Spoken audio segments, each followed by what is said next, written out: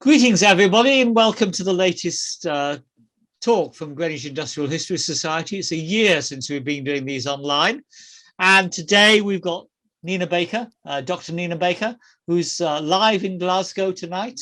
And she's going to be talking about a ship. Is it a ship or a boat? I'm never sure. Okay, Nina, if you can take over and talk to us about this boat and why it's so important in industrial history, named as it is after one of the pioneer female engineers. Welcome, Nina. And start off by saying something about yourself. Okay.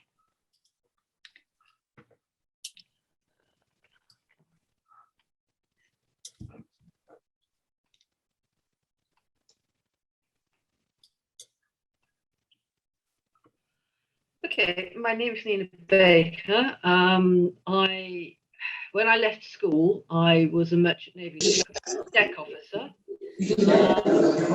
Then somebody's unmuted. Can you mute yourself, please?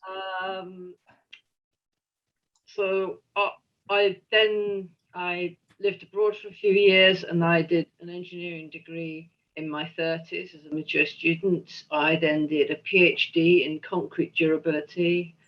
And not long afterwards, I started living full-time in Glasgow. So I've been in Glasgow, despite my very English accent, for about over 30 years now. During which time I was mainly working in the higher education sector, but not as an academic. I was 10 years as a Scottish Green Party City Councillor on Glasgow City Council, but I'm completely retired now, and my retirement activity is principally history research, mainly the history of women working in engineering, but also some construction history. And today I'm going to be talking about the electrifying life of the motor vessel Dame Caroline Haslett from Battersea to Boulogne.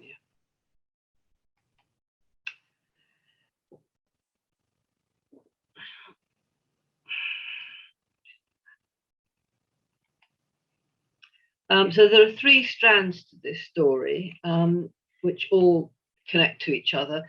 So there's the story of the woman after whom this ship was named, so Dame Caroline Haslett herself. There's a bit about colliers in general, and flat irons in particular. And there's the last part is about power interconnectors. So this is Dame Caroline Haslett, and she was initially trained as an engineer. During the First World War, she initially went to a company called Cochrane's at their London office, doing office work, but she could see that people who did drafting work and engineering work got paid a lot better. And she persuaded them to let her train as a draftswoman. They moved her up to Annan in the south of Scotland, and she trained on the design of their boilers, for which they're famous. At the end of the First World War, you may know that all the women who worked in the munitions works were made to go back to their old. He is still not muted. And this meant that a lot of women who'd worked in engineering couldn't do so anymore. And some aristocratic women whose husbands were in the engineering business and who'd seen the good work that women could do decided to set up something called the Women's Engineering Society. And they started to establish it in 1919, so it's just celebrated its centenary recently. And they started it by employing this woman, Caroline Haslett. They advertised for a woman who had some experience in engineering and would be able to organize the society. And Caroline was employed and was basically the society secretary, what we'd call a CEO now. And she set up and ran Women's Engineering Society for many, many years. And it's to her that we owe its existence, really. In 1941, she was its president, and you can see the Presidential Medal, which is still worn by presidents today. And for her work, both with the Society and her other work, which I'm going to come to in a minute, she was made a Dame of the British Empire in 1947. And the other side of her work, for which she's at least as well known, is her work in everything to do with the electricity industry in Britain. She was the first director and was strongly involved in, until her death, something called the Electrical Association for Women. This was set up in the 1920s to do three main things: to support housewives and encourage them to start using electrical appliances in the home. So they ran classes for housewives in how to change a plug, how to change the electrical element in the kettle, how to change a fuse. And you can see Caroline Haslett demonstrating the sort of thing the classes did. They also were keen to demonstrate how the use of electrical appliances would reduce drudgery for women in the home, the heavy work of laundry in particular. One of their other strands was to train women who were going to be domestic science teachers in schools, or electrical or demonstrators in electrical showrooms, and also to liaise with industry on the best designs for householders to have their appliances. And Dame Caroline Haslett was instrumental in the design of the British 3-pin plug. Here we see the round pins, we're used to the square ones now. And the earth pin was at that time a uniquely British thing, which she insisted upon as a safety feature, so that she was very aware of what it might be like in the home with small children crawling around, sticking their fingers into sockets. So she was very well known for this.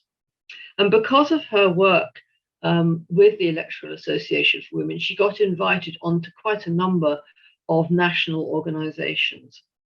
She was the first female chair of the British Electrical Development Association in 1953. And that was involved with developing everything on the sort of what we would call hardware side now to do with electricity. She was the only woman to sit on the immediate post-nationalisation, initially British Electricity Authority, then it was called the Central Electricity Authority, and those of you of a certain age may recall it better as the Central Electricity Generating Board, or CEGB. The chair of the British Electricity Authority was a trade unionist called Lord Walter Citrine. And she was paid £1,000 a year to sit on the Electricity Authority, even though it's just a part-time post. And she was running the Electrical Association for Women and doing lots of other things at the same time. As a result of her high profile and heavy involvement with the electricity industry, when the British Electricity Authority decided to commission a fleet of new colliers, some of them were named after the power stations they would supply. Like there was a whole string of them called the Fulham 1, 2, 3, 4, 5, etc. But quite a lot of them were named after people who were either on the British Electricity Authority or some of the local electricity boards. So there was one of these ships was called the Lord Citrine.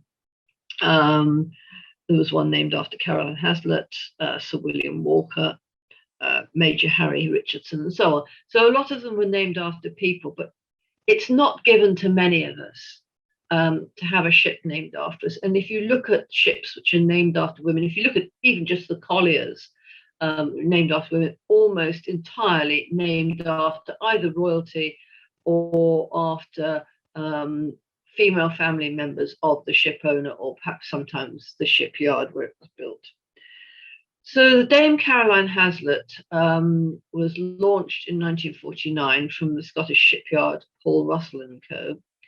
And maddeningly, my trip to London at the end of the month will include a visit to the Women's Engineering Society archives, which are kindly held for us by the IET in Savoy Hill. And I will then be seeing other photos associated with the ship, which I can't share with you because I haven't seen them and I don't know what they're going to be. But there is, as ever, always more to know if you can get your hands on the archives. Now, the ship, as I mentioned, was a motor vessel, and that was actually very unusual for colliers at this time. All the previous colliers up to this point had been steamships, and this new class of colliers that was being built for the electricity boards were motor. And in theory, that should mean that they were much more responsive when being maneuvered on the river. So, for instance, the engines could go into reverse quite easily. Some steam engines needed to be stopped and restarted in reverse, and steam-driven steering gear was notoriously slow to respond. In fact, some of the steam colliers had especially large rudders to compensate for that. But a motor vessel, the steering was expected to respond much more quickly, which in the tight confines of the river was jolly handy.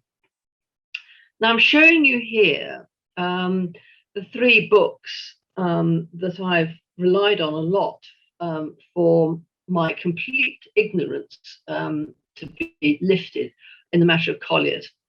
I mentioned that I was a Merchant Navy deck officer when I left school. I spent 7 years in deep sea oil tankers, cargo ships, and my final ship was a cable layer.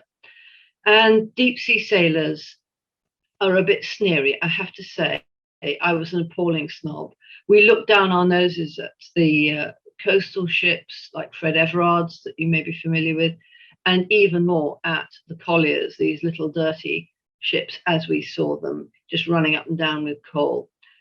I have had my eyes completely opened by these three books. The steam collier fleets in particular is a charming mix of personal recollections about the ships from various people and their life on board, descriptions of the ports and the equipment, descriptions in detail of the ships and what life was like. Dirty Little Collier is the autobiography of a man who was a ship's radio officer just for the war. He'd been doing something else completely, and he became a hostilities only radio officer. And he spent about 9 months on a small collier running up and down the Thames to various coal ports on the northeast coast. Very interesting for descriptions about how the life was lived in that time. Black Diamond Fleets is more of a catalogue. It's really just a list of companies and ships, but highly recommended. So again, I thought colliers would be the sort of ships where, you know, the lowest of the low would end up because they couldn't do any better. Nothing could be further from the truth. The quality of seamanship and navigation required by the officers was of an extremely high level because they had to negotiate some very difficult rivers, up and down the coast, particularly in the North Sea, where sandbanks can come and go. And the ships were actually, comparatively, considering they were very small, they were more comfortable than many other deep sea merchant ships of that period. And despite carrying the dirtiest cargoes imaginable, coal with all the attendant dust and everything, the crews were very house proud.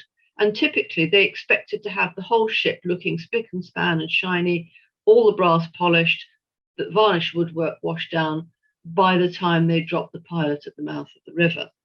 They took a great pride in their appearance. This is a cutaway of a collier on the London River of the Flatiron type. And I'm sure I don't have to tell the Greenwich people that a flatiron is a particular kind of ship designed specifically to get underneath the low arches of the London bridges. And you can see at the back, stern, the funnel has been folded down. So masts and funnel were designed to be able to be folded down to get under the bridges, and everything else was also very low compared to a cargo ship of the same type of size. The bridge was very low, as you can see. So the importance of coal in the period I'm talking about cannot be overestimated. This is a graph of coal production in sort of approximately a 200-year span. And we're looking at the period around the 1950s. At this time, virtually all of the UK's energy requirements were met by coal, either directly in being burnt in some way in furnaces or whatever, or in household domestic fireplaces, or to provide the energy for driving power stations, or as what used to be called coal gas, town gas, which is a gas made from coal and distributed in every town, and even for making a kind of petrol.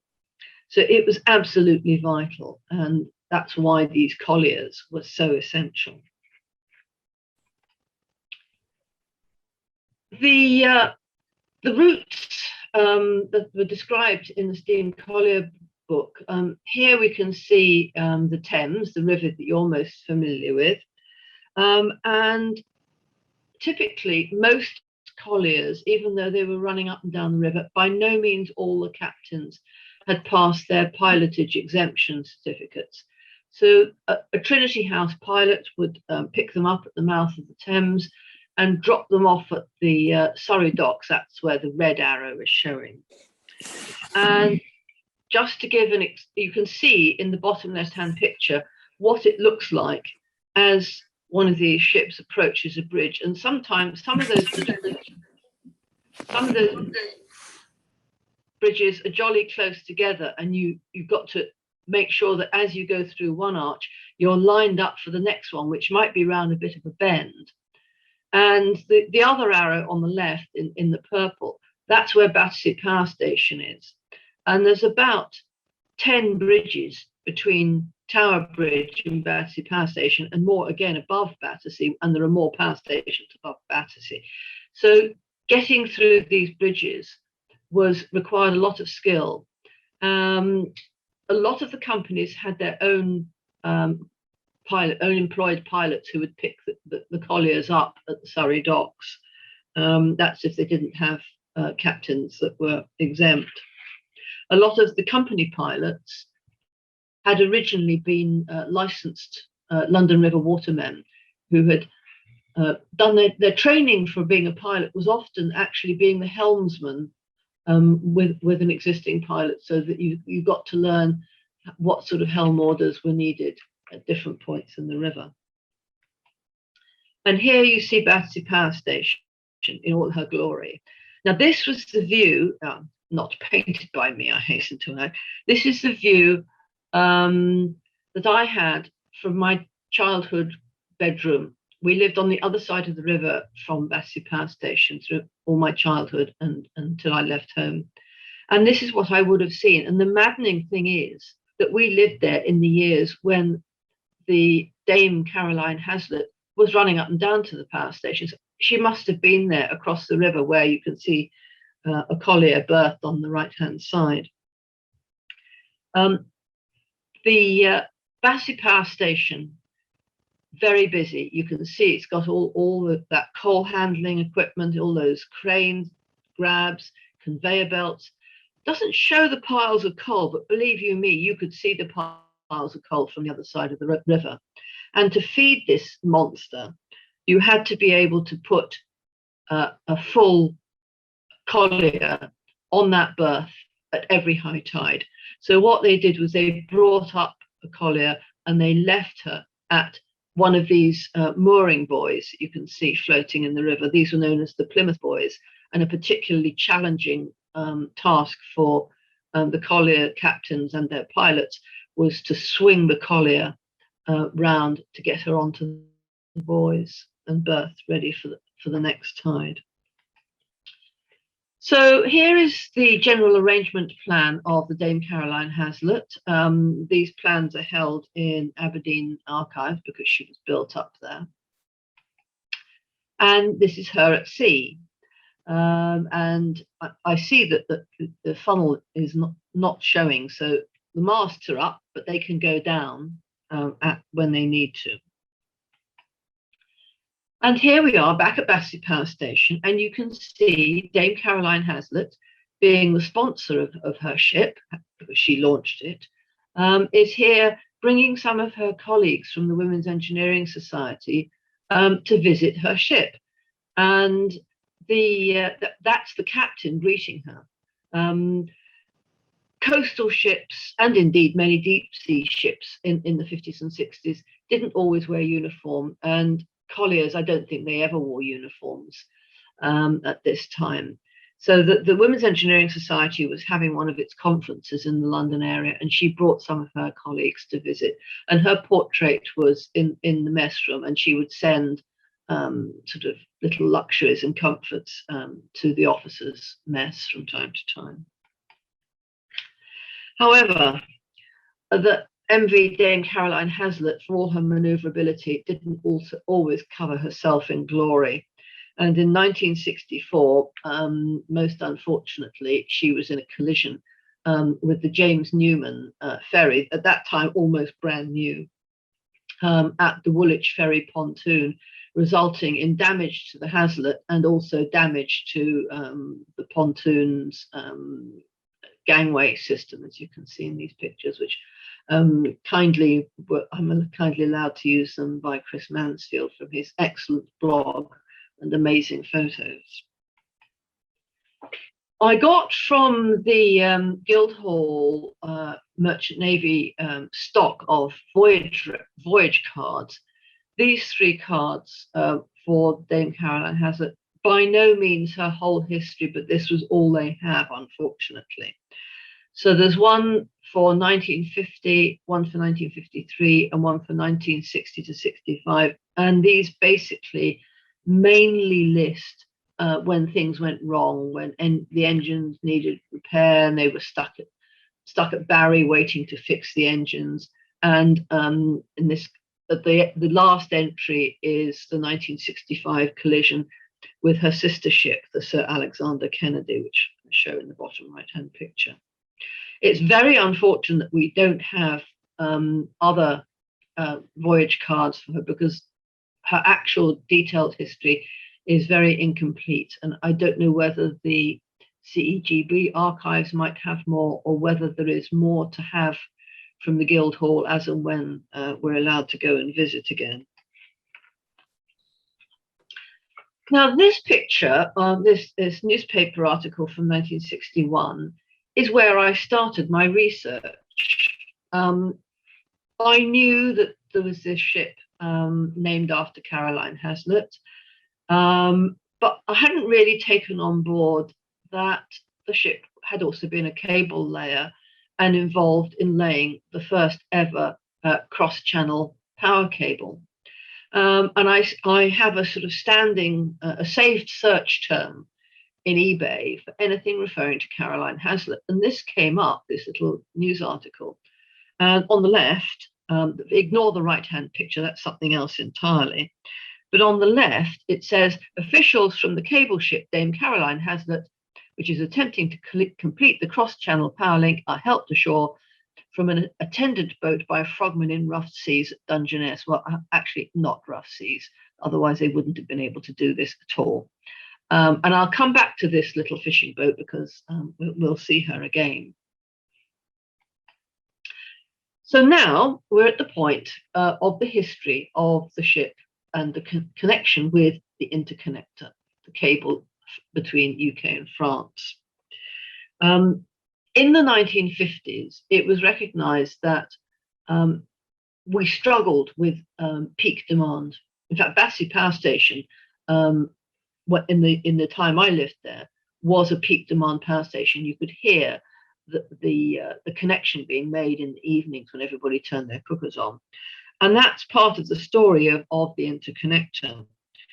The UK grid in the 1950s was 99% thermal power stations, either coal or the early nuclear that was starting to come in. Whereas France, 50% of their power supply came from hydroelectricity. They had differing production costs, and their costs varied at different times of the year in a way that ours didn't. But more to the point, different national behaviours, national preferences, meant that there were differences in the time of day when the peak load came on. And that difference of peak load was about 400 megawatts. So a committee was set up in 1951, a joint UK-France committee, to think about what could be done to put an interconnector to share the cable, share electricity. And the decision was that we should have a 200 kilovolt DC cable. And here, this is a picture from a wonderful book by a chap called Black, which is about the history of wires and cables. And this is a section of that cable. And you can, I'm not going to read out all of these things, but you can see all the different sorts of insulations and protections that we used. Practically everything involved. For instance, one of the things I had no idea about until I read about this in the book was the extent to which paper was and still is used as an insulator in cabling. So there were various thoughts about where they should lay it, and the decision in the end was not to take the shortest crossing, which you might think of as from Dover, but to go from Dungeness to Le Portel. So Dungeness, there was a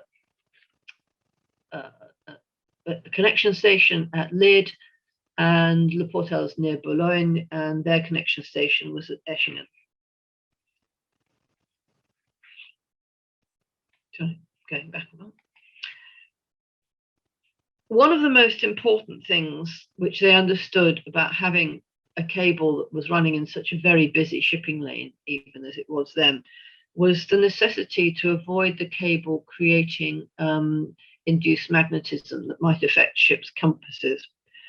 So what was decided was that there would be two parallel cables laid about 3 foot apart, 30 miles all told, in each direction. So one of them, so each cable was 100 kilovolts, and one of them would be positive to Earth, and the other one would be negative to Earth, and that would minimize the magnetic effects. And each country would lay half from their end, and then they'd be joined in the middle. So you will remember that Dame Caroline Haslett is a flat iron collier, an upriver collier as they're known. So she needed to be converted to become a cable ship. In 1958, she was sent to Penarth Pontoon and Slipway Company in Wales, and some of the work was done there, and some of the work was done at Seaman's Wharf on the London River. And an important part of the planning for this was that the conversion would be modular, so that it could be temporary. What they did was they welded a whole load of heavy plates to the deck, to which each component of the cable laying equipment could be bolted and unbolted. The idea was that the ship would lay the cable, then go back to being a collier, but if any repair work or other cable laying work was needed, they could drop all these units back on again, rebolt them, and she could go and do that work. Here you can see extracts from a film about the interconnector, and you can see some of the units. This is a drawing of the ship showing some of the units of the modular equipment on deck and the cable stowage and holes. She was later converted on a permanent, well, I say permanent, it didn't actually last all that long, but in 1966, the ship's official records show that she was permanently converted to become a cable layer, and that work was done by R&H Green and Scilly Weirs Limited in the Royal Albert Dry Docks. Here you can see her loading cable, and this was loaded direct from the factory by overhead gantries and then support wires across the river, because she had to lie off because of the weight of it. Now here I've taken some screen grabs from this amazing film, and I will send the link to the talk organizer afterwards so that it can be circulated, because this film is fantastic, and there's pictures in it that you don't see anywhere else. It's really interesting film. So here you can see comparison on the left. This is a cable storage tank from a ship called the Cable Venture. And this is the last ship I worked on when I was in the Merchant Navy, a permanent cable ship working for Cable and Wireless, laying predominantly telecoms cables. So that kind of cable ship has permanent cable tanks.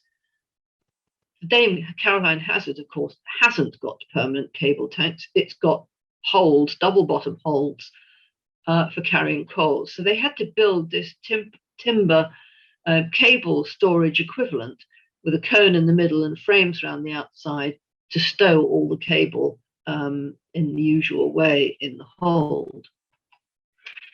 Here you can see the comparison between the kind of deck equipment that the Cable Venture had and the modular cable deck equipment that the Caroline Haslett had. And finally, the cable wheels on the Cable Venture and the cable handling wheels and brakes.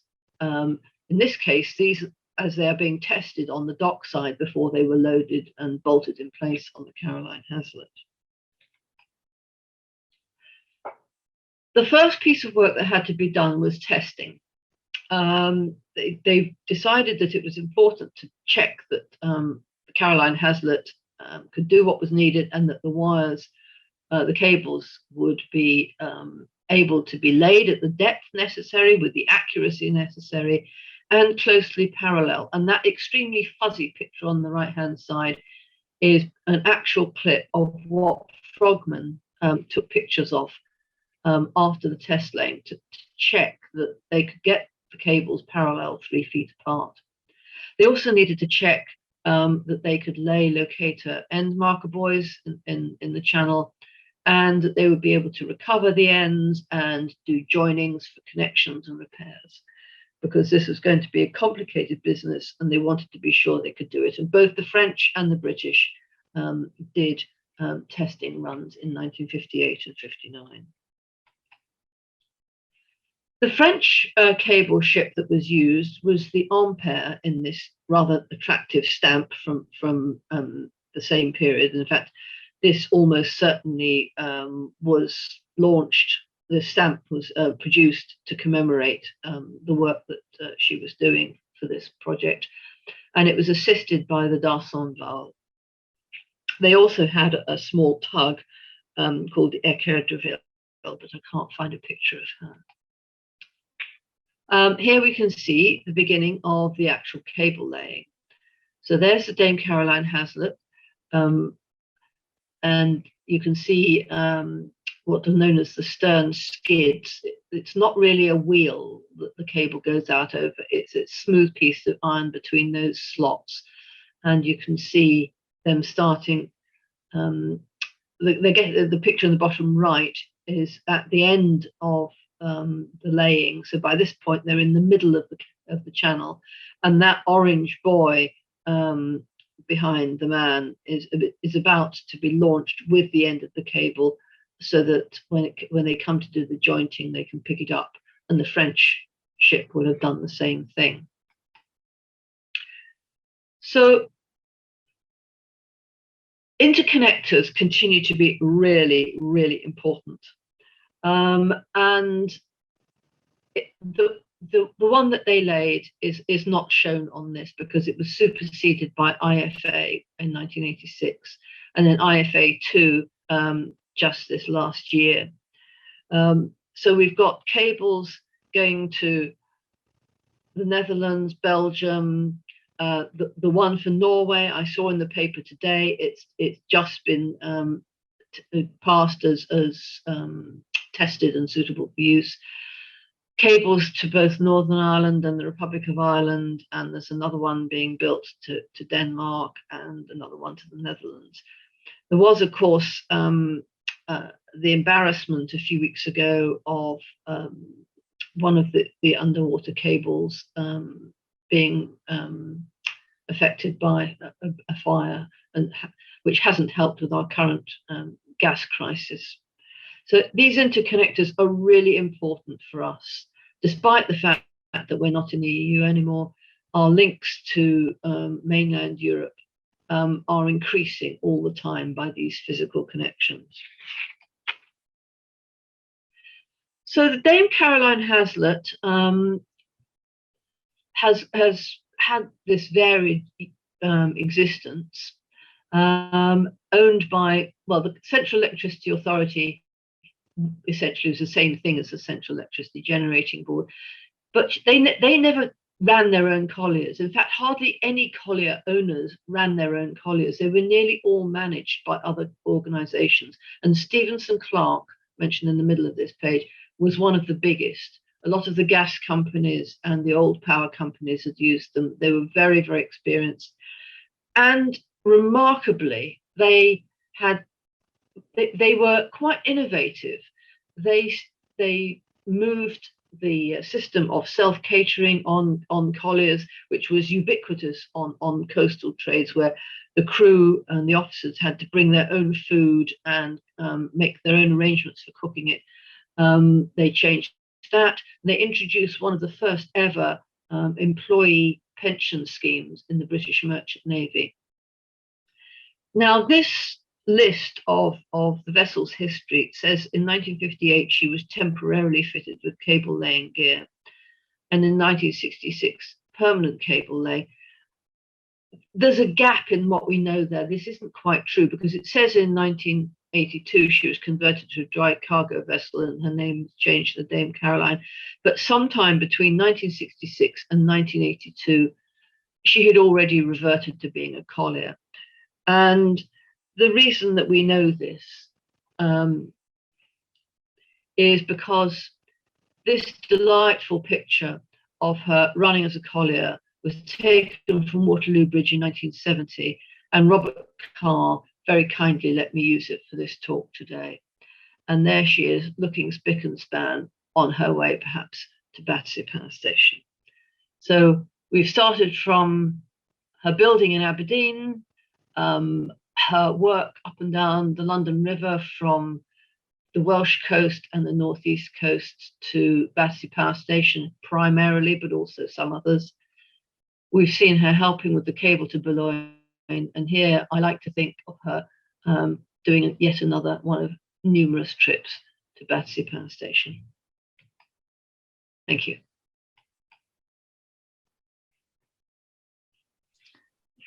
Thank you, Nina. That was great. Thank you. I really enjoyed that, and it felt very nostalgic, because I was thinking, I was born and grew up in Goole in Yorkshire, which was the end of the other end, Calder, yes.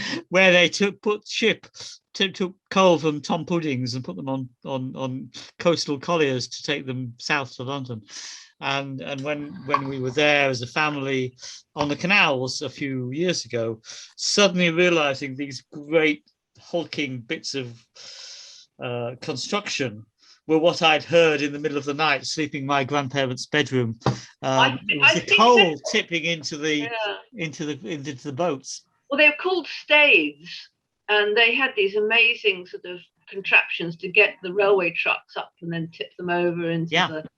I can imagine it was noisy. It was incredible. Yeah, we went round a tour around the harbour, well, not the harbour, the docks, and suddenly realised this was the noise that was so much part of my childhood. Yeah. Talking about interconnectors, though, there was a story in the FT, 26th of September.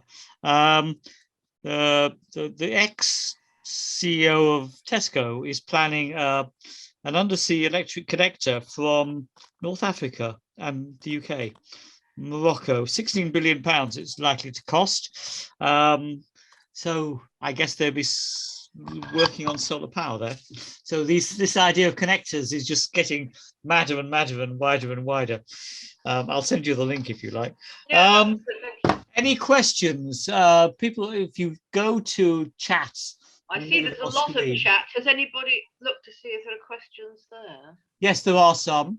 Okay. Mary Mills, do you want to say something? You've been talking about putting things about the South Met. Yeah, I was only going to say, I wouldn't pretend to know a lot about South Met colliers, except that I've written a bit about them because of the losses in the Great War, of course, were terrific. I think they lost their fleet 3 times over. But they owned them, and I can't see, I mean, the gas industry was very keen on doing its own thing. I can't see them that they didn't run their own fleet. They certainly ran their own fleet while they were South Met. I don't know what happened after they were nationalised. The other thing I was going to say, which is more personal really, and I suddenly thought you were saying about pilots, Nina. I mean, being brought up in Gravesend, I mean, you know, at school, half the class were pilots' daughters. You know, and I mean, there's a great deal. I mean, if you're a sea pilot, you were several, you know, sort of notches above river pilots. Well, this reflects my own snobbery for being a deep sea sailor and being so sneery about the coastwise people. I have to say, reading some of these books, it's completely opened my eyes to what I didn't know when I was young and stupid. I remember that snobbery. My uncle was a chief engineer on deep sea until he married a Belgian and therefore went on to Sea Link from Folkestone to the other side of the channel, wherever it was. And the family, oh my goodness, he's just going on the ferries. I see somebody called Joan has got her hand up. Yes, as well. That's me. Joan. Joan. Okay, Can you hear me? Just about see you now. Yep. Yes. Is that better? Yeah, on you go. Yeah, I've got a question. It's a more sort of personal one. I was just intrigued. Did the same crew stay with the ship when she was a cable layer as a collier? Because I was intrigued if the captain stays with the same ship or just shifts on to others. I did, yes. It was Captain Richmond at that time, and the first officer was Mr. Duff. And one of the things I should have perhaps mentioned when I was talking about life on board the colliers, this is another thing. I assumed it was like they were staffed by the dregs, which is absolutely not true. The berths for both officers and crew on colliers were highly sought after. And many, even the ordinary crewmen, stayed with the same ship for years on end, even though they could, technically, in terms of the Articles Agreement, they could sign off at the end of every single week-long trip. They were really popular. So, yes, people did come and go naturally. Captains tended to stay with the same ship till one or other of them dropped dead. There's that film I was referring to, which is absolutely brilliant. It's quite funny in a way, because that was obviously taken in 1961. Some of the film was plainly taken while they were doing the cable laying, and some of it I think was posed afterwards or before or something. But the officers are all in immaculate uniforms, and the guy who I take to be the bosun was wearing a proper white top merchant navy hat. But in the photos you see of colliers, everybody's in civvies and flat caps and old tatty old suits. So I think this must have been a setup for the film, but it's quite amusing to see. But yeah, I mean, they were really popular. And on, I can't remember if it's Ship's Nostalgia, one of the sort of merchant navy forums for sort of old codgers, as it were, people in my age and older. I've sucked out some comments of people who worked on the ship at the time, both crew and sort of junior officers, and the impression is that the same crew worked, you know, who had been on the collier, working on the collier, were with the ship while she was being converted and then doing the cable laying. What I suspect happened was that they brought in some cable specialists as well, because putting the cable down in that careful, tight coil in the hold, that's a specialist task, and you'd need somebody who knew what they were doing. They use two kind of long iron-handled things with sort of curved bits on the end to guide the cable into place, and you've got to be very careful because you mustn't damage the cable. So I think they probably used staff from the cable factory or perhaps from other cable ships to help with the actual cable laying part, because that is specialist work, you know, controlling the brakes, controlling all the different bits. But the crew were there too. And I guess there was a lot of cable Fascinating. laying skills all the way along the south bank of the Thames, from Greenwich, Well, Charlton, probably. I mean, they and the might North have, Bank in North Woolwich. yeah, they might have borrowed, you know, marine staff from the post office or something, perhaps. Yeah. Certainly, when I worked on Cable Venture, not an especially large ship as ships go, there were so many people on the ship that we had to have our own doctor and our own hospital. So you only need to carry a doctor on a British merchant ship if you've got over 99 people on board. And so most merchant ships in the 1970s might have maybe 50 at the most people on board, but the cable ships, not only did they need lots of extra deck crew because of the extra work, extra officers, they'd need all the extra people who were cable specialists too. So that to do the splicing and so on, presumably.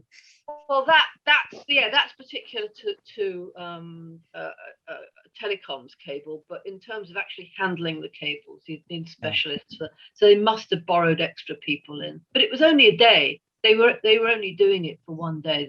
The French laid theirs on the 23rd of May, and we laid our bit on the 24th of May, and that was it, done and dusted. So they didn't be accommodated overnight or anything. Got somebody There's a want to speak problem, down Sarah. here. Down Roger Cleal down here, Alan.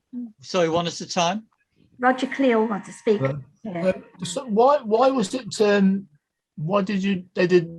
Sorry, it's again. Why did they not lay it in one piece, or why didn't they actually join it on the boat and then lay the next amount of cable? Why was? I don't have an explanation for that, and that's an interesting. Do you think that sort of voltage, 200 kilovolts was extremely easy to get leakage or something of that sort? Well, they tested the cable numerous times, at the factory, at the point of loading, after they'd loaded it, after they'd laid it. Yeah, but as they'd laid the actual cable, you'd think if they got to the end of one drum, they'd have, they'd reconnect the next drum on and then.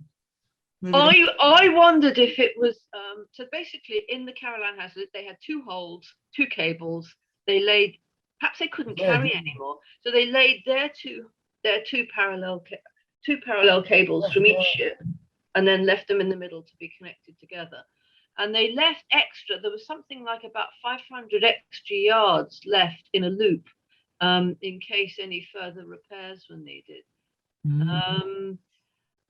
I think it was perhaps a question of wanting to do it in a day with a weight that they could carry in a oneer. None of the books, the film doesn't say, the books don't say, and short of trying to find some minutes from that committee meeting somewhere or other, I don't know. And to be honest, it could have just been politics. Instead of working out who was going to own which bit of cable and how you would transfer it from the French authority to the British authority, because it was in their territorial waters. I think that was probably most of it. It was equally done. The cables were made on the two. So we made our cable, the French made their cable. Just like there's a demarcation line in the Channel Tunnel that everything north of this point is British and everything south of it is French. So if I'll send you the link to the film, but when you see the film, there's a lot about the committees and the necessity to align not just the standards, but even the manufacturing methods, so that everything would be as identical as possible. We've got some other questions that I will read out to save people clicking on the text at the bottom. Will says, at the beginning, you mentioned motor versus coal-powered vessels. What do you mean when you say motor-powered? Is that a diesel cylinder engine or some kind of diesel-electric setup? Yeah, it's a diesel cylinder engine. So the other ships were all coal-fired steam. Well, actually, oil-fired steam latterly, but they were steam reciprocating for the most part. And Philip Bin says, could you say a bit more about the breaking up of the Caroline Haslett? Is it possible in the early days? Yeah, okay. She was broken up in Middlesbrough. That's all I can tell you. Oh, goodness me, yes, yeah. Middlesbrough was the wreckage of a lot of the merchant navy. Yeah. I know nothing else beyond that. So her records are a bit patchy, sadly. Yeah. Philip also says, if anybody's got any bright ideas where else I might go looking, now that we can actually go to archives, feel free to let Alan know. Yeah, I remember, my uncle spent many months in Middlesbrough while his ships were being repaired, but there we are. Philip also says, do you know if Caroline ever visited the Woolwich electrical showrooms in Power Street in Woolwich? Possibly not, unless you've got her personal diary. Well, we do have letters and diaries. I'm not the expert on them, but the Women's Engineering Society's archives at the IET building in Savoy Hill have been doing a digitizing exercise on some of her materials over the last couple of years. So, we are starting to learn more. So there may be more to know. I don't know. It's a long time since I've been in that building. I must go and explore again. Yeah. Kate says, she missed if you said, did they have to go upriver at low tide and dock at high tide? I mean, what was the process working with the tides? Well, the ships would probably need to go up using as much of the high tide as possible because of being full of coal. Yeah. Then you could leave it leave it on the buoys and then swap over the light ship for the heavy ship when the tide turned. Yeah. And when you mentioned cable, and if you remember the rather nice painting of Battersea, there's that on the left. There's actually a dredger busy dredging away, trying to keep the channel free. When we lived there, there was a public access point. There was stairs, and there was a gate in the railing and stairs, and we used to go down there at weekends and pick up driftwood for the fire and all sorts of other fascinating things. And it's a mixture of rubble and that very, very fine silt mud. So there must have been a constant need for dredging, at that point to make sure that fully laden colliers could get through. Yeah, I remember in the early 70s when I worked in Woolwich, in Calderwood Street on a 6th floor of an 8-story building, and you could see dredgers going up and down the river all the time because they just had to keep the channels open. Yeah, I mean, it was still a time when you could hear hooters from the ships across in the docks from Greenwich. I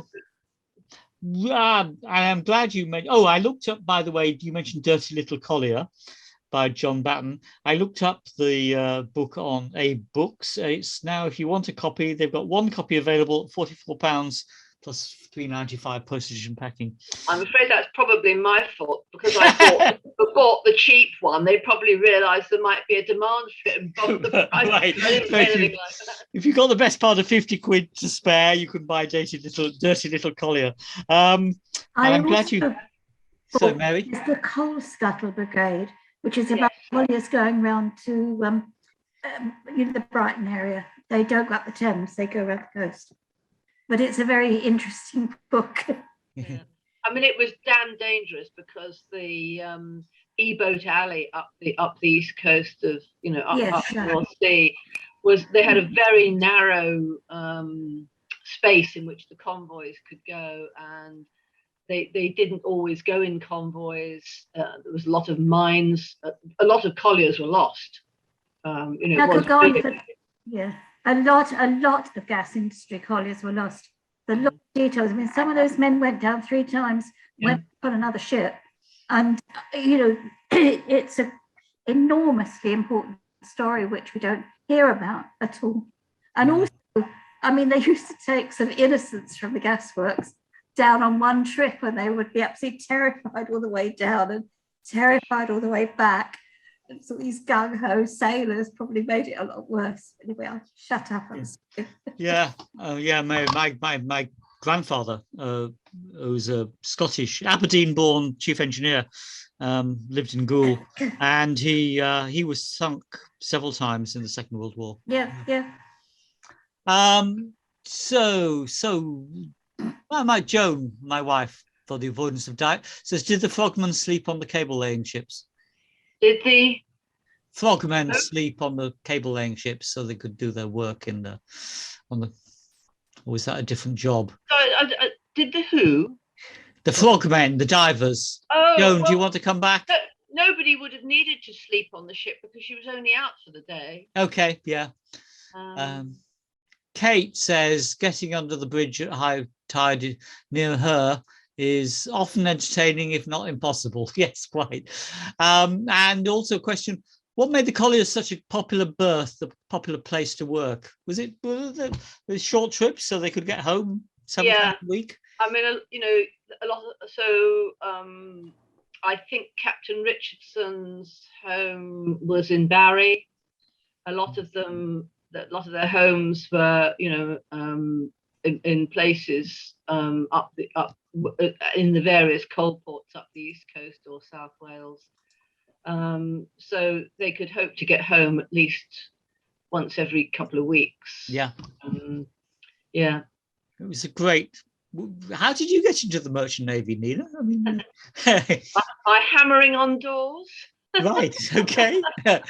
And did you choose cable ships, or was that your destiny? That was just something that happened. I started off. I trained with BP Tanker Company, and so I was a deck cadet with them, and then a third mate with them.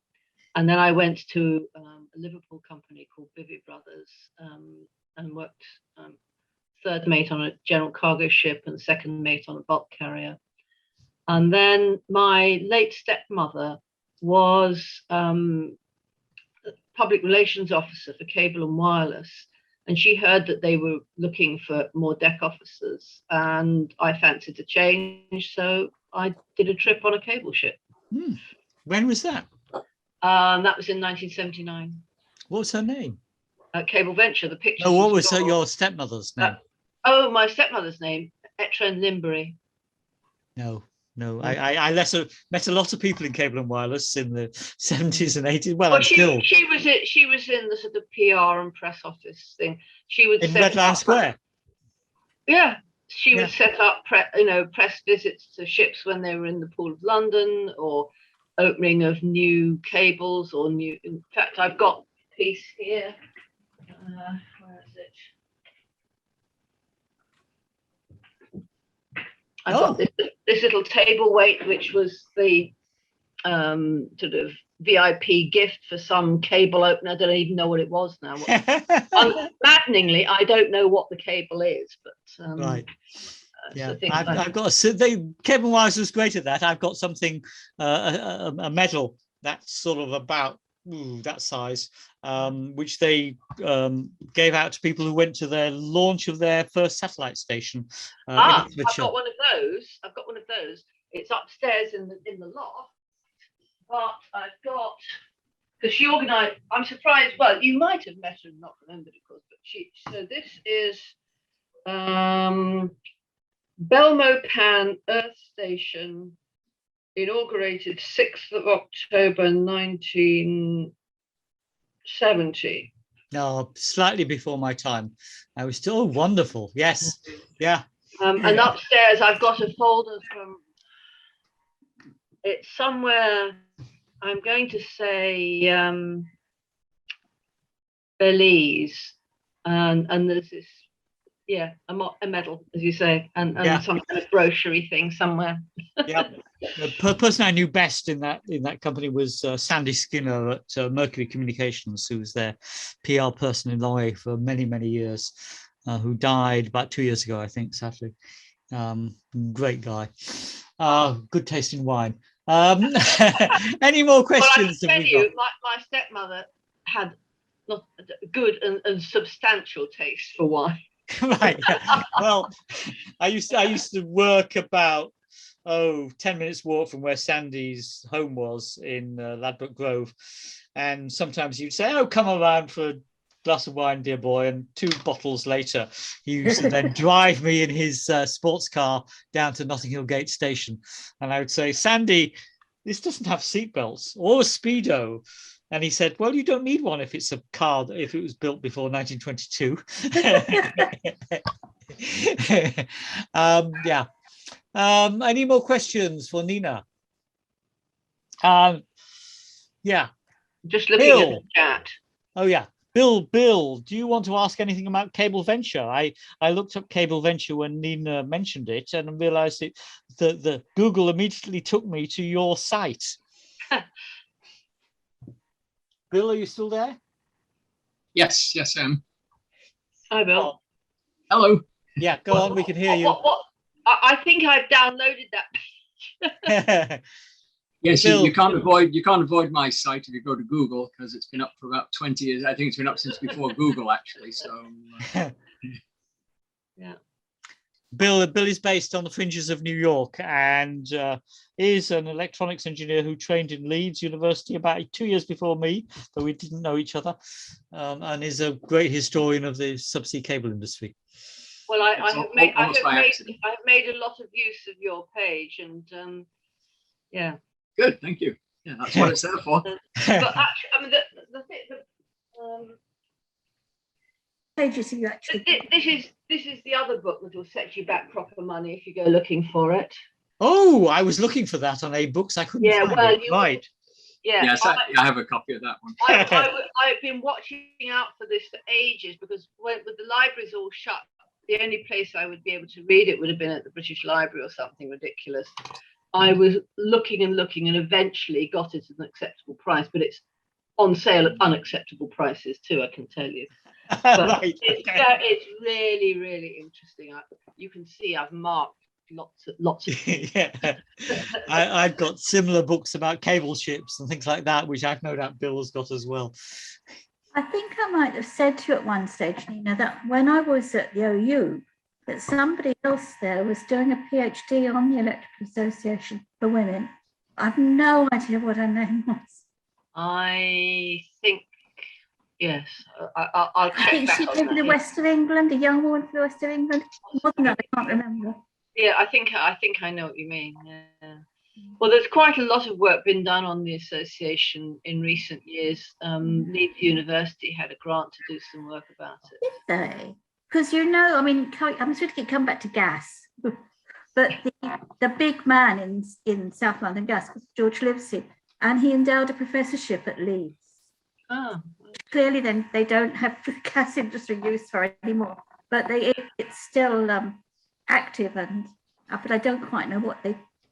Well, when I have actually got to the length of writing all this up as a paper for perhaps the Mariner's Mirror or something or other, my next project, which is sort of partly, well, it's almost down the back of the cooker, but it's sort of half on and half off the back burner, is to do some work about women in the gas industry, because I made contact with a whole load of them last year. Yes, I know you very did. helpful.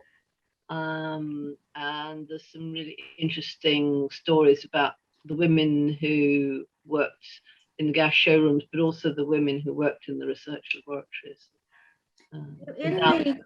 Now that the gas archives are open again down at Warrington, I'm hoping to get down there. Are they? That should tempt me to go up there, because the book I'm trying to do at the moment, I can't go any further because all the stuff's at Warrington. Well, the lady there seemed extremely helpful. She sent me some stuff during lockdown. It's wonderful. You get there and they give you a cup of coffee and they say, do what you like. But if you want a cup of coffee, give us another ring. Well, the delights of Warrington. Yep. What I was going to say was that in the Great War, again, they used women collectors for, collecting money out of meters and things. I found they were much more successful at it than the men. Well, women worked in the gasworks in the war, in the Great War. I think yes. I mean, I think two things really. They were probably the, wives, daughters, mothers, or whatever of established gas workers. until we think of those pictures of posed on models, quite honestly. Well, there's so many pictures of them doing some really heavy work, really unpleasant heavy work in various gasworks around the country. Well, work in the gasworks was horrible work, isn't it, for everyone? Not all of it. There's all sorts of things people were doing. I know if you've got a thing, I shouldn't want to guess in German, sorry. But I suspect Power Station would be the same. You think of the workers as being shoveling coal around all the time, but there were probably twice as many people doing other things. Some of which were, office bound, and some of which would have been like the men in the pitch beds doing something much, much worse. But all sorts of different jobs. Yep.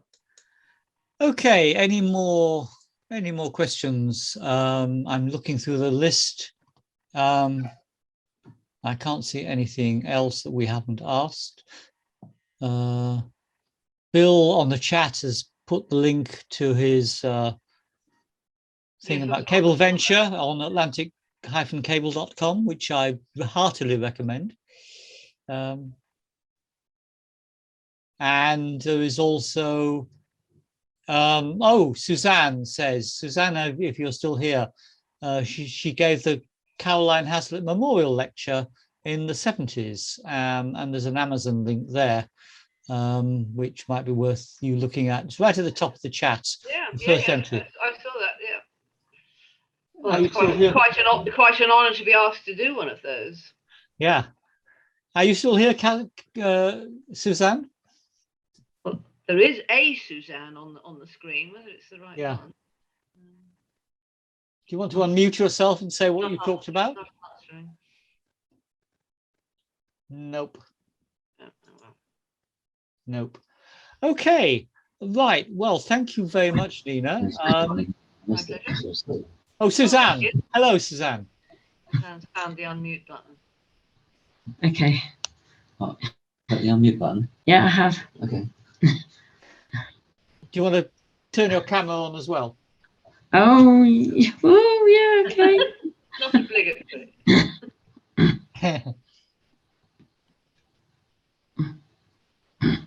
Right. Okay. Hi.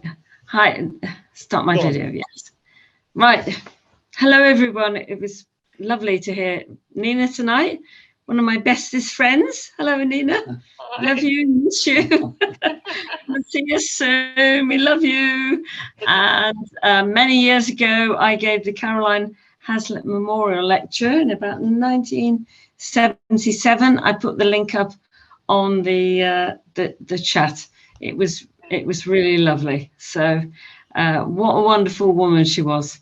And we love what the women's these people from the old days have given us from the Women's Engineering Society. Love you. It's so good. Great.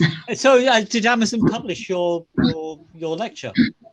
Is that if you go on the chat, I put it up. I think you can actually see the lecture. I mean, this is like 1977, 78 that I gave that lecture. It was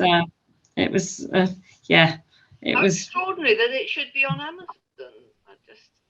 I don't know. I put it up on the chat that you. Yes, I see that. I'll go and look at it later. Yeah. Amazing. Yeah. Okay.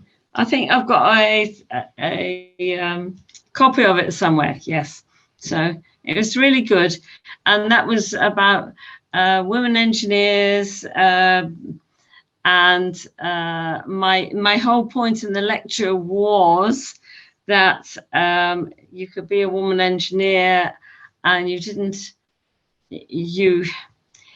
have to be, somebody who's that clever or strong, but you could use the guys to help you with it.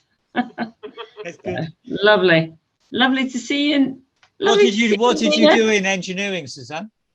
I was electrical engineer. I was in the Air Force for many years as an electrical engineer on Harriers and what have you. And over recent years, I've been a consultant helping with the nuclear power industry and the steel industry and everything else. Excellent. So. Good. Thank you. Suzanne and I are both hammermen of Glasgow. Yeah, You're both what? Hammermen. Hammermen. So in Scotland, we don't have guilds or worshipful companies. We have incorporations for each trade, and the metal trades or the engineering trades are known as the hammermen. And but in fact, Suzanne was a member of the hammermen before me, hammermen of Glasgow. Yeah, I was. And I do remember, Nina, that you've made us our earrings, haven't you? With hammer earrings. I love it. Yeah, okay. That's good. Thank you. Nice to see you, Suzanne. Fine. Any other questions or observations or comments? Can I come in there? Yes, go ahead, George. Yes, I'm just thank Nina for the lecture. It's lovely to see something from Hall Russell getting a bit of recognition, having worked there and having built Flathead and Colliers and later, slightly later than the Caroline Haslett. It was a pleasure to see that they are recognised, and I can only endorse the business about the coastal fleets, much maligned, but. Oh, I mean, it was a hard life and a very dangerous one, and which people nowadays just don't recognise. So thanks, Nina. Well, it's my absolute pleasure. It's been such an interesting thing to research, despite having been at sea for some while, to think there was a whole slice of that I knew absolutely not one thing about. Been a real eye-opener. I still love that photograph I sent you of Caroline Haslett in a bouquet when she launched the ship. Yes. She actually launched the ship. She was a sponsor for it. Yeah.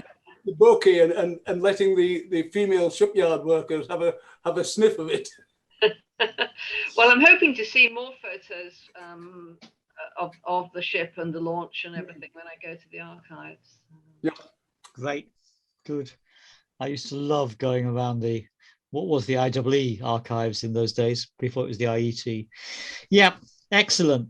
I think we've run out of questions, so I'm going to say, Mary, do you want to say, pay a tribute to Nina for her talk? Yes, absolutely. I mean, as I said, you reminded me of a whole lot of things which I should know more about. I mean, like the electric colliers, which I don't know anything about, and my girlhood and surrounded by pilots. In fact, I'm thinking if I can get somebody to talk about pilotage on this. Can I just also advertise, as I said, next time with Stuart? I'm sorry Stuart isn't here because he would have a lot to say about cable ships. And I'm afraid it is a bit cable related again, but it's about the wartime cables to supply the troops the other side of the channel. Yeah, Stuart Ash is a cable subsea telecoms cable consultant, and the industry is incredibly busy at the moment. In fact, he seems, whenever I talk to him, which is a few times a year, he always seems to know more than he can talk about projects, but there seem to be sudden upsurge in subsea cables, and he's very active. I would like to get him to come and talk about Siemens, and I'm quite interested in anybody who feels they could do a talk on Siemens. Yeah. Unfortunately, people may know the chap who was the secretary of the Siemens Society died in a road accident last year. Oh. But I think it's an important local site that we ought to talk about. Siemens, for those who don't know, is that huge site in Charlton. Yeah. It stretches right along the river, and it's been converted to apartments and offices and studios and goodness knows what at the moment. But there's so much left, astonishing amount of buildings left in what looks like externally to be completely good condition. And it was the biggest employer in southeast London, above the Arsenal or second to the Arsenal, I can't remember. But we talk about cable telecoms, about tables, but we forget the millions of telephones that were made in Woolwich. And the other thing is the other site, which we don't talk about at all, which is the post office site, which was adjacent to the old Woolwich dockyard. Yeah. Again, I mean, very important, but we just never mentioned. Anyone anybody who's got contacts has listened to this that could give her a talk. Hello, Bill. Bill, I know a Very BT. welcome. I know the former BT archivist, Mary, and it might be worth my while getting in touch with him. He's retired from BT now, but he used to be in the BT archives in Holborn. And I'll see if I can dig him up. Okay. Dig him up. No, he's not dead. I'll see if I can contact him. Yeah. I'll make early next year we've got. Yeah. Anyway, thank you to Nina, and thank you, Nina. Yeah. Carry on the good work. Thank you for asking me. Get in touch with us when you're in London next, and we can, and maybe we could one of these. We ought to have a sort of reminiscences facility for the Greenwich Industrial History Society. People who worked in cable ships, people who worked in cable factories, people who worked in all sorts of other things up and down the river, and just record their audio. Yeah. I mean, the thing is, it isn't just us. I mean, there's Stuart. They've got a whole network of people who work on telecoms history, and I mean, it's one reason I'd like to bring Alan Green in. Yeah. Involved in all that sort of thing, and with relationships with Cornell and everything. Yeah.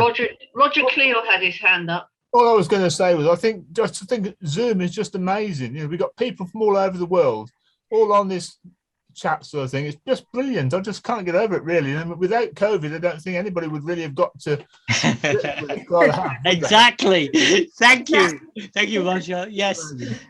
I mean, otherwise we'd all be squashed in a bakehouse in Blackheath Village, which is only just around the corner from me, so it's really convenient. But we wouldn't get nearly so many people.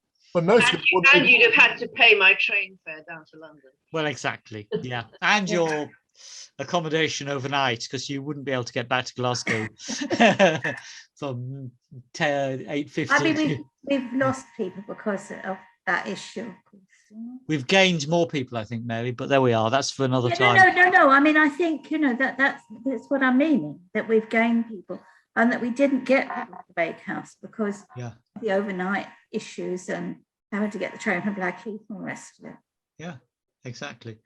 Okay, and it'll be on YouTube as soon as I've got around to editing it, and I'm behind because I've just been so busy at work. But in November, I hope to have a few days editing some of the videos that we've got stored up. So there's about 3 or 4 that I will try and put in, record, edit, and put up over the Christmas holidays or something like that. So anyway, thank you very much, Nina. It's been a fabulous talk. Thank you so much. And good to see you, and keep in touch with us all. And it's been really good. Thank you. Thank you, Nina. That was great. Thank you so much. That was really interesting. Thank you, everyone. Yeah. Thanks for some good questions. Bye-bye. Bye-bye. Bye. Bye. Bye.